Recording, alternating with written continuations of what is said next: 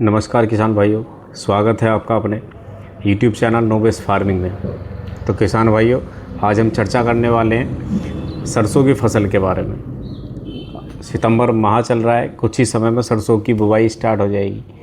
अब हम सरसों की बिजाई करते समय, सरसों की बुवाई करते समय किन खादों का, किन फर्टिलाइज़र का सबसे ज़्यादा यूज़ करना है, किन खाद का हम प्रयोग करेंगे जिससे हमारी फसल का उत्पादन भी बढ़ जाए और उसकी गुणवत्ता में भी सुधार आए।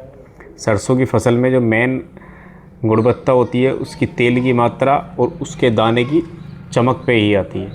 अब हम क्या खाद लगा सकते हैं जिससे हमें उत्पादन भी बढ़िया आए, गुणवत्ता सुधरे और हमारी लागत कम आए। तो किसान भाइयों, बने रहिए वीडियो के लास्ट तक। वीडियो पसंद आए तो कृपया लाइक करें और वीडियो को शेयर करें। तो किसान भाइयों, कुछ हमारे किसान भाई रहते हैं जो ये सोचते हैं क्या हम बुवाई सरसों की पलेवा करके करें या फिर हम सूखे में बिजाई कर दें। तो सूखे में बिजाई करने से क्या होता है, हमारा दाना जो है वो जमकर बाहर नहीं आता है।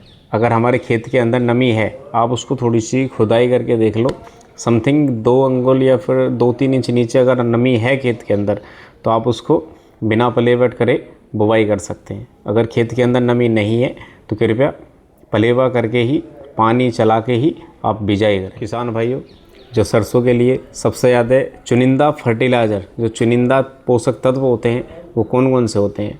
तो प्राइमरी में तो आपका NPK आ जाता है, नाइट्रोजन, फास्फोरस, पोटास। और उसके बाद हम क्या लगा सकते हैं, मेन जो होता है इसमें, आप इसमें सल्फ़र का सबसे मेन रोल रहता है। सल्फ़र क्यों ज़रूरी है, किस लिए ज़रूरी है, मैं आपको बताऊँगा।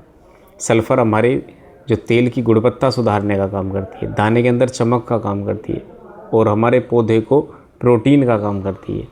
सल्फ़र हम किस तरीके से दे सकते हैं, फास्फोरस हम किस तरीके से दे सकते हैं और आपका पोटास किस तरीके से दे सकते हैं। या तो किसान भाइयों हम NPK 12-32 का प्रयोग करें, जिसमें एक सामान्य रेशियो में हमें NPK मिल जाता है, नाइट्रोजन, फास्फोरस और पोटास।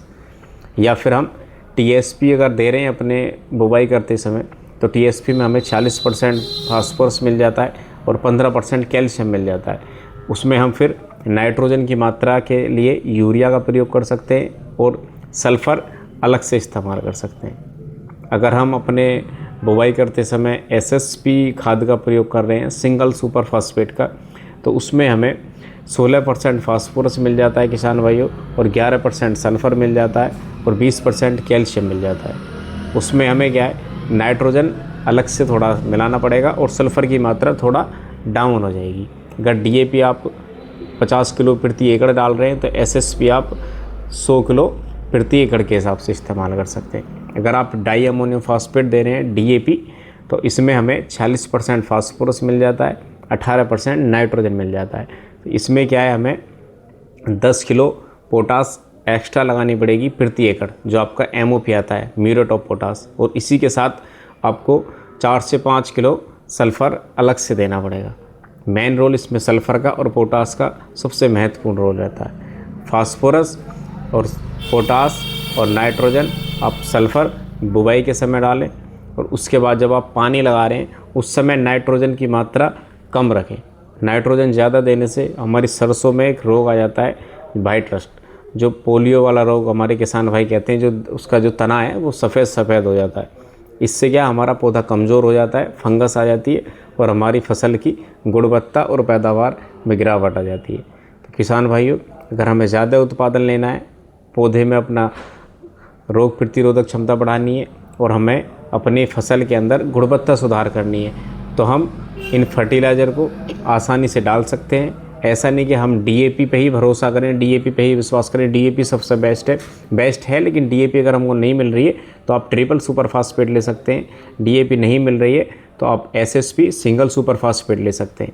आप इनका कॉम्बिनेशन एक अच्छी तरीके से अपने खेत की बिजाई करते समय आप इस्तेमाल कर सकते हैं। और आप ज़्यादा जानकारी के लिए आप मुझको कॉल कर सकते हैं।